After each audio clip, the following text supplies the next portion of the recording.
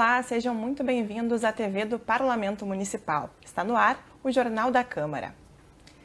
Na abertura do JC de hoje, vamos falar sobre o mutirão que a Defensoria Pública do Rio Grande do Sul está fazendo para auxiliar as famílias que ainda não conseguiram vagas em creches da capital.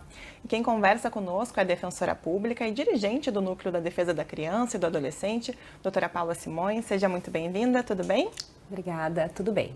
Um importante serviço que, mais uma vez, a Defensoria Pública está prestando, né, doutora, para auxiliar essas famílias, porque a gente sabe que a creche, ela é essencial para que a família continue trabalhando, as mães, os pais, né, doutora? Exato. Na verdade, o acesso à educação infantil é uma preocupação muito grande por parte da Defensoria Pública, porque nós sabemos todas as questões que estão a ela relacionadas.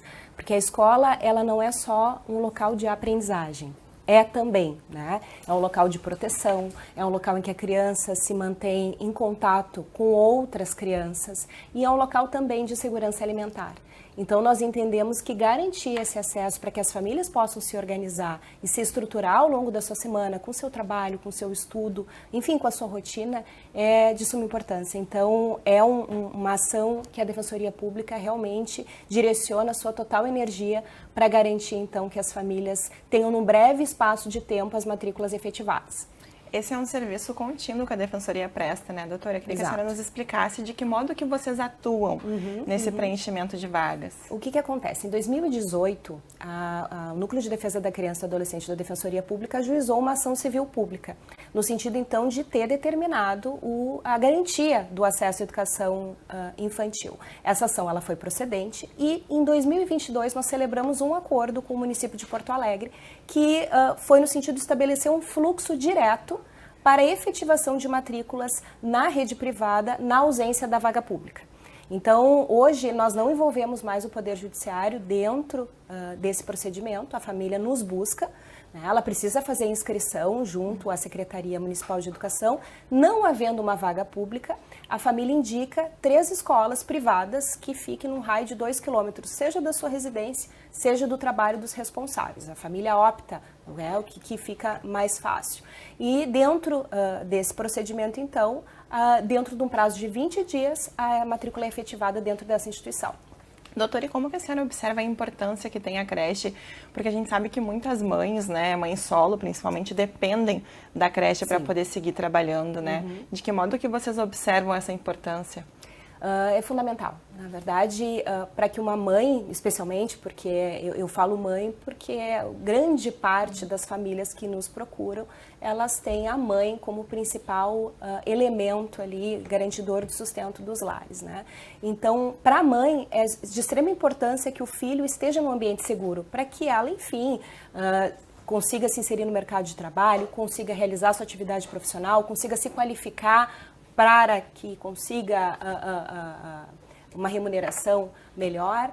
Então, me parece que esse é um elemento necessário para que a família consiga se estruturar e, com isso, nós tenhamos uma infância saudável. Porque para uma infância saudável, a gente precisa de uma família estruturada, né?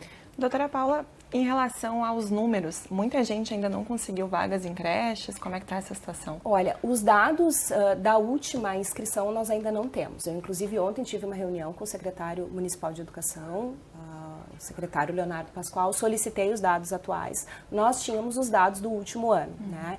O déficit que nós tínhamos era de cerca de 7 mil vagas. Claro que dentro desse número o município ele adotou estratégia, seja pela judicialização de demandas ou pelo acordo que nós temos, e teria reduzido esse número para cerca de 3 mil vagas. Mas a gente sabe que esse número ele acaba sendo um número que não reflete a realidade, porque muitas famílias não buscam a inscrição, muitas famílias não nos procuram, não existe uma busca ativa.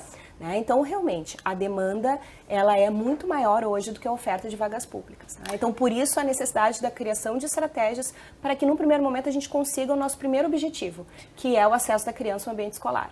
E uma coisa muito importante que a senhora falou logo no começo da nossa conversa é essa questão da educação, né? O quanto reflete na vida da criança. E tudo começa pela educação básica ali, né, doutora, que a gente vê ali na creche acontecendo. Exato. É fundamental. Então, eu queria que a senhora me falasse um pouquinho sobre o papel do Núcleo de Defesa da Criança e do Adolescente também. O Núcleo de Defesa da Criança e do Adolescente da Defensoria, ele tem por prioridade a defesa dos direitos das crianças e dos adolescentes. E, sem dúvida, a educação, ela é um direito fundamental que nós procuramos assegurar de todas as formas, né? Então, essa é a razão do ajuizamento da ação civil pública, essa é a razão do acordo que nós celebramos com o município de Porto Alegre, porque nós precisamos garantir direitos e garantir de uma forma que realmente esse direito chegue no nosso destinatário de uma forma célere, de uma forma objetiva, sem burocracias, né? Então, essa é a nossa principal missão. E a Defensoria ela atua o ano inteiro, mas agora vai acontecer esse mutirão, né? Exato. Qual que é o foco? É concentrar o maior número de pessoas nesse mutirão? Para que ele serve, doutora? O que acontece? Esse mutirão nós já vínhamos organizando sempre no início do ano, né? Então não é uma ação inédita. Já houve outras ocasiões em que nós celebramos também, nós organizamos esse mutirão. Embora seja um atendimento sistemático nosso, na nossa unidade central de atendimento e ajuizamento ao longo de todo o ano, nós procuramos fazer com a nossa unidade móvel num ponto de fácil acesso, no centro histórico da nossa capital, e um atendimento exclusivo para esse fim, que ele não vai demandar um agendamento prévio, que ele vai tentar absorver todas as pessoas que nos procurarem naquele dia. Então, essa nossa ação é para realmente garantir o acesso à educação infantil e também facilitar para o usuário do nosso serviço. Importante reforçar, todos têm direito, doutora, a uma vaga em creche? Sim. É uma pergunta que a gente sabe a resposta, mas queria que a senhora explicasse. Sim, todos têm direito, né? Inclusive, esse foi um entendimento que foi exarado por ocasião dessa ação civil pública que foi promovida, né? E não há nenhum tipo de limite em relação ao acesso à educação infantil. Já que a gente fala da defesa dos direitos da criança e do adolescente, doutora, é importante lembrar que tem a educação, tem a questão da segurança também, né? E a criança estando numa creche, ela tá mais segura. Sim. A gente sabe que tem muitas creches clandestinas, né? Aquelas tias que cuidam. Claro que tem muitas ótimas, maravilhosas, mas a gente sabe que isso também abre espaço para quem talvez não vá prestar um serviço legal, né? Na verdade, a escola antes de tudo, é um ambiente de proteção.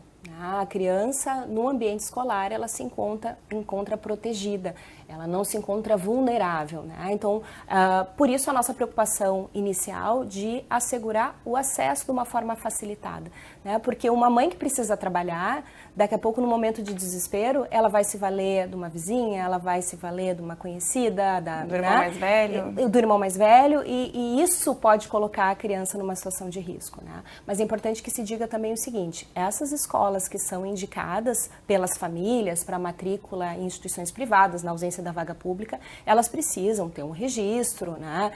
Há um monitoramento prévio em relação a essa efetivação.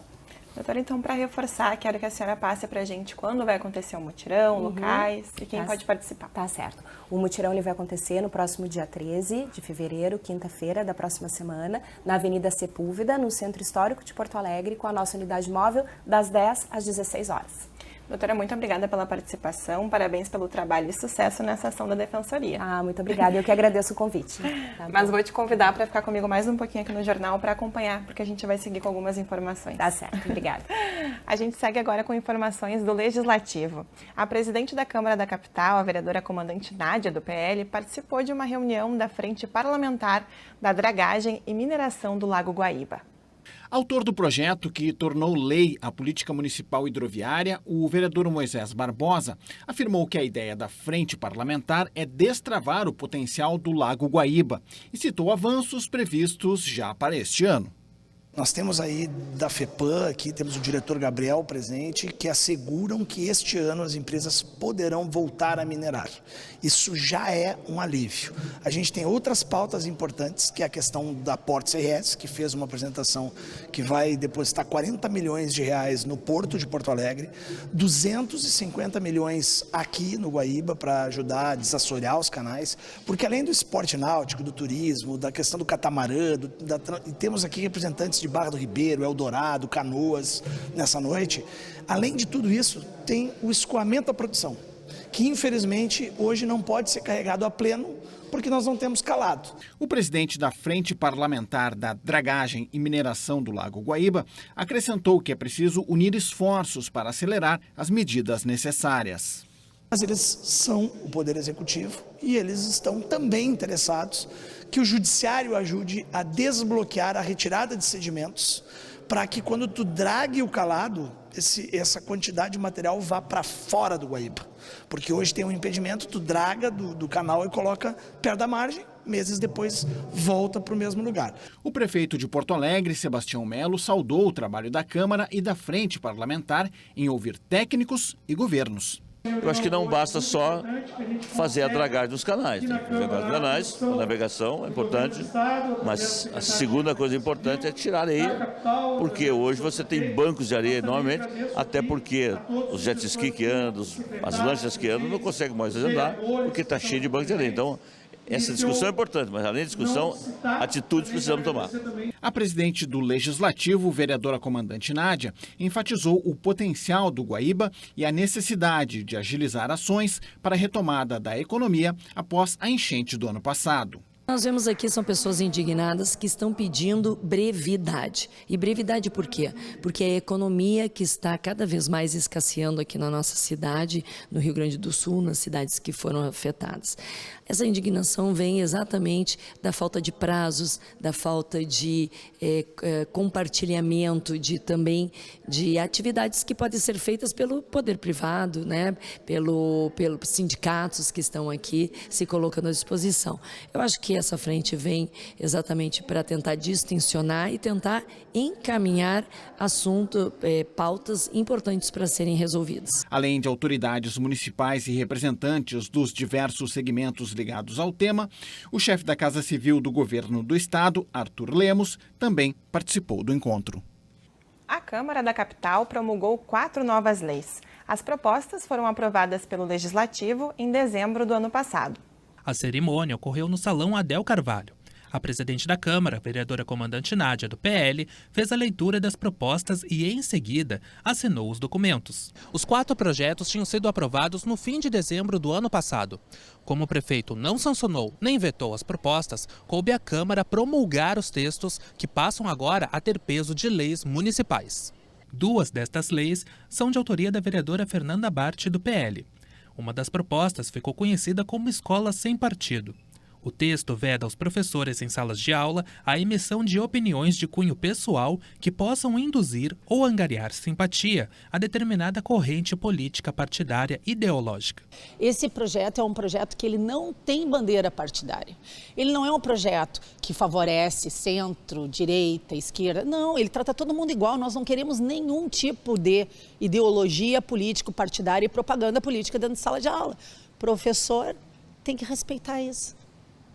Lugar de criança na escola aprendendo o que precisa ser aprendido. A outra lei, de autoria da vereadora Fernanda Bart, trata sobre a liberação de apresentações musicais após a meia-noite em estabelecimentos que não sejam considerados de entretenimento noturno.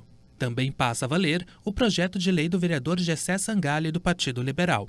A matéria prevê a divulgação na internet dos julgamentos da JARIS, as Juntas Administrativas de Recursos de Infrações. Também entrou em vigência a lei proposta pelo ex-vereador Airto Ferronato, do PSB.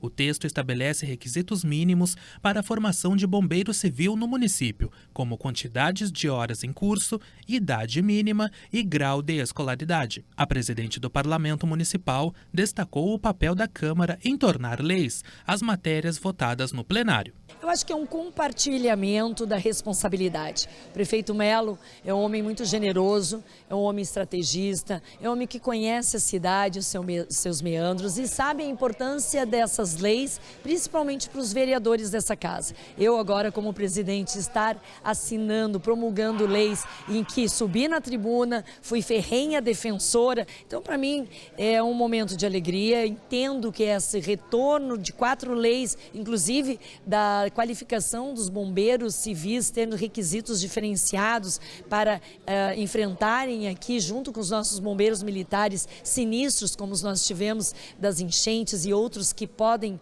advir aqui na nossa cidade, é um momento de compartilhar. O Legislativo aprovou na sessão de quarta-feira a constituição de 104 frentes parlamentares. Os temas e autores dos requerimentos podem ser conferidos no site da Câmara de Vereadores de Porto Alegre. E desde quarta-feira, a fachada do Palácio Aloísio Filho, sede da Câmara de Porto Alegre, está com iluminação da cor roxa. A iniciativa faz parte da campanha Fevereiro Roxo de conscientização sobre doenças crônicas como lúpus, fibromialgia e Alzheimer. A iluminação da fachada da Câmara foi uma sugestão do vereador José Freitas, do Republicanos. O Jornal da Câmara de hoje fica por aqui. Mais informações do Legislativo você confere no site da Câmara de Vereadores de Porto Alegre. Acesse também o YouTube da TV Câmara. Muito obrigada pela sua audiência e pela sua companhia. Até a próxima!